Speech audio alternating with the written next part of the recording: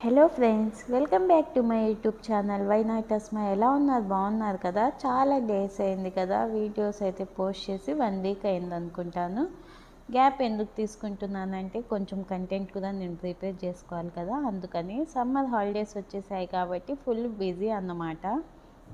మేమైతే ఎక్కడికి వెళ్ళం కానీ బట్ ఇంట్లో ఉంటాం కాబట్టి ఫుల్ బిజీగా ఉంటాం. ఇక్కడైతే ఫిష్ కర్రీ గురించి మీకు ఎక్స్ప్లెయిన్ చేద్దామని వీడియో అన్నమాట.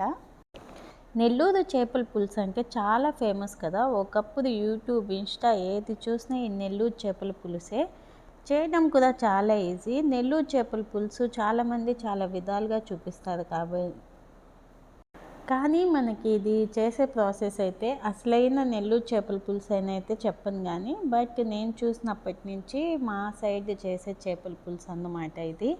దానికోసం కావాల్సినంత చింతపండు అయితే నానబెట్టేసా. టిప్ ఒకటి చెప్పనా, మీరు ఫిష్ని కరిగేటప్పుడు కొంచెం లెమన్ పిండేసి కరిగారనుకోండి, నీసు వాసన అనేది ఉండదు. మీరు ఈ చేపల పులుసులు కనుక ఈ చేపల పులుసు చూశాక ఇంత ఈజీ నా చేపల పులుసు చేయడం అనుకుంటారు. సింపుల్గా మెంతులను అయితే ఇలా ఫ్రై చేసేయాలి. ఒక విషయం గుర్తుపెట్టుకోండి, మెంతులు అయితే మంచిగా దోరగా వేగాలన్నమాట. ఎక్కువ వేగినా టేస్ట్ ఉండదు, అలా అని పచ్చిగా ఉన్నా వచ్చేస్తాయి. ప్రాసెస్ ఎంత ఈజీ అంటే ఇది చూశాక ఇంకెప్పుడు నేను ఫిష్ కర్రీనే చేస్తాను, నాన్ వెజ్లో ఎవరైనా వస్తే అంటారు మీరు, అంత ఈజీ అన్నమాట. ఇవి మంచిగా వేగుతున్నంతసేపు మనం ఫ్రై చేయడమే సిమ్లో పెట్టేసి, తర్వాత కొద్దిగా జీలకర్ర అనేది దాంట్లో యాడ్ చేసేయాలి. చూస్తున్నారు కదా, మేమైతే 3 మెంబర్స్కి తీసుకున్నాం కాబట్టి క్వాంటిటీ కొద్దిగానే వేసుకున్నాం. అలాగే కొద్దిగా ఆవాలు కూడా యాడ్ చేసామనుకోండి టేస్ట్ ఇంకా బాగుంటుంది. కొద్దిగా కరివేపాకు ఎప్పుడైనా రోస్ట్ చేస్తే ఆ టేస్ట్ అనేది డిఫరెంట్గా ఉంటుంది. ఇలా రోస్ట్ చేసేసి ఓన్లీ డ్రై రోస్టే చేయాలన్నమాట. ఇంకా కొబ్బరిని అయితే మంచిగా నీట్గా కట్ చేసేసి చిన్న చిన్న పీసెస్గా.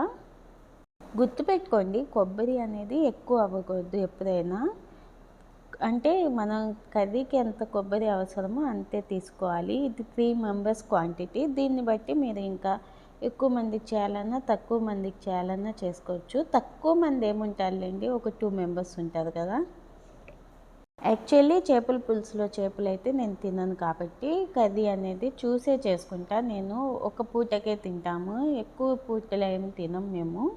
చాలామంది చెప్తారు కర్రీ అనేది నైట్ చేసి మార్నింగ్ తింటే మంచి టేస్ట్ ఉందని, కానీ నేనైతే ఎప్పుడు అలా ట్రై చేయలేదు. ఇంకా దీంట్లో అయితే కారం, ధనియాల పొడి, వెల్లుల్లి ఇవన్నీ వేసేసి మంచిగా, అంటే చాలా చాలా మంచిగా పేస్ట్ చేసుకోవాలన్నమాట. ఒక ఆనియన్ వేయటం అసలు మర్చిపోవద్దు.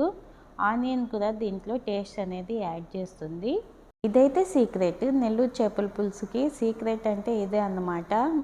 మనకి మామిడికాయ లేనిదే నెల్లూరు చేపల పులుసు అయితే అస్సలు చేయదు. సో ఒక మామిడికాయని అయితే తీసుకున్నా, అందుకే చింతపండు అనేది కొద్దిగానే వేసుకున్నాను అన్నమాట. ఆ మామిడికాయ యాడ్ చేయడం వల్ల మ్యాంగో అనేది మంచి టేస్ట్ వస్తుంది పులుసుకైతే.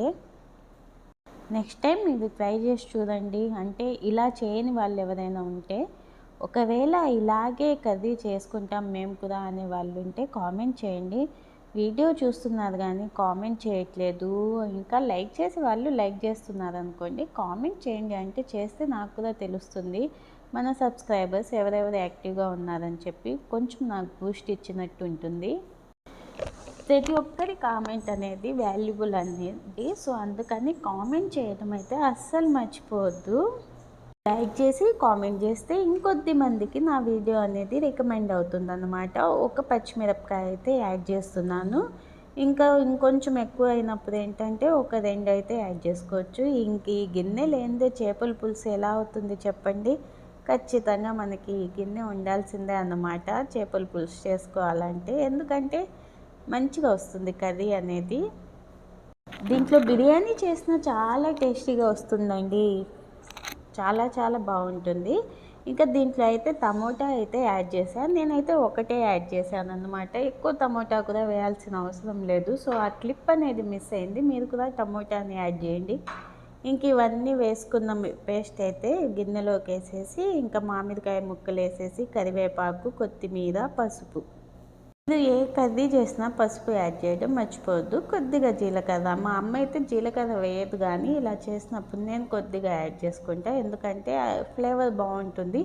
ఉప్పు కొంచెం ఎక్కువగానే పడుతుంది. మీకు ఒక విషయం అయితే చెప్పనా, ఫస్ట్ అయితే ఇలా మొత్తం మిక్స్ చేసేసి ఉప్పు అంతా టేస్ట్ చూసుకున్నాక దాంట్లో చేపలను అయితే వేయండి. అప్పుడు మనకి టేస్ట్ చూసుకోవడానికి బాగుంటుందన్నమాట.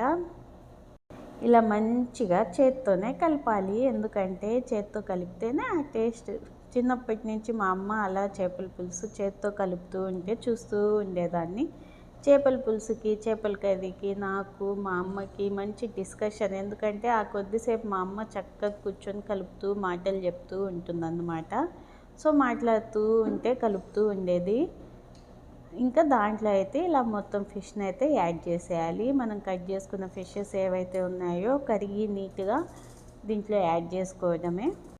ఫిష్ని వేస్తున్నప్పుడు ఇలా దూరం దూరంగా వేయడానికి ఈ గిన్నెని అయితే తీసుకుంటారు. అదే మీరు మామూలు గిన్నె తీసుకున్నారని అనుకోండి, దాంట్లో ఫిష్ అనేది ఒకదానిపైన ఒకటి వేయాల్సి వస్తుంది. అప్పుడు పెద్దగా ఉండదు అన్నమాట, అంటే సరిగ్గా ఉడకదు మొత్తము. ఇలా దూరం దూరంగా వేసేస్తే మంచిగా అది అబ్జర్వ్ చేసుకుంటుంది ఆ కర్రీని. ఇంకా సరిపోయినంత వాటర్ అయితే యాడ్ చేసుకోవడమే. ఎక్కువ వాటర్ అయితే పట్టదు, గుర్తుపెట్టుకోండి. ఇంకా ఆయిల్ కూడా ఇలాగే పచ్చిగానే వేసేస్తారన్నమాట.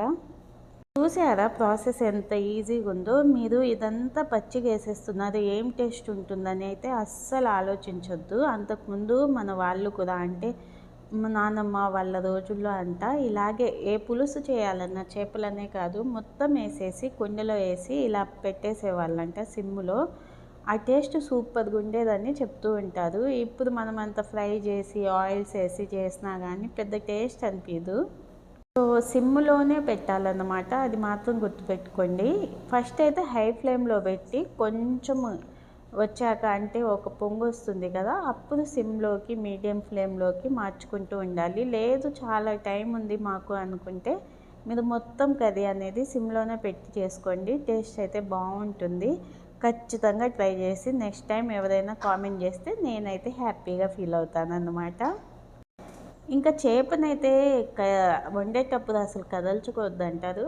అలా ఏం లేదు, మనం లైట్గా అలా జరిపి చూడొచ్చు అన్నమాట, ఏం కాదు. నేనైతే తిప్పుతాను 2 సైడ్స్, అంటే మరీ అసలు వేసి స్పూన్ వేసి మరీ తిప్పామనుకోండి అవి పేస్ట్ అయిపోయి చేప కర్రీ అవ్వదు, చేప పేస్ట్ అవుతుంది అన్నమాట. సో అందుకని ఊరికే తిప్పకుండా జస్ట్ అలా స్లైట్లీ, అంటే కొంచెం తగిలినట్టు స్పూన్తో అలా చూస్తున్నారు కదా, అలా చూసుకొని మనం, అంటే ఎక్కడ అడుగంటుతుందో అని చెప్పి నేను టెస్ట్ చేస్తున్నాను అన్నమాట.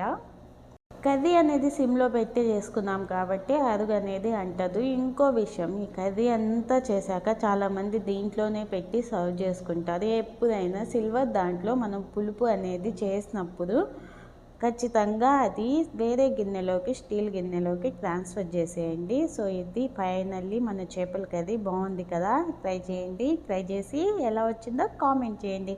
ఇంతవరకు వీడియో చూశారు కదా, మరి వీడియో చూసి ఊరికి అలా వెళ్ళకుండా ఒక లైక్ ఇచ్చేసి వెళ్ళండి. జలుబు ఉన్నప్పుడు ఈ కర్రీ ట్రై చేసి చూడండి, సూపర్ అంటే సూపర్ ఉంటుంది. అంతవరకు బాయ్.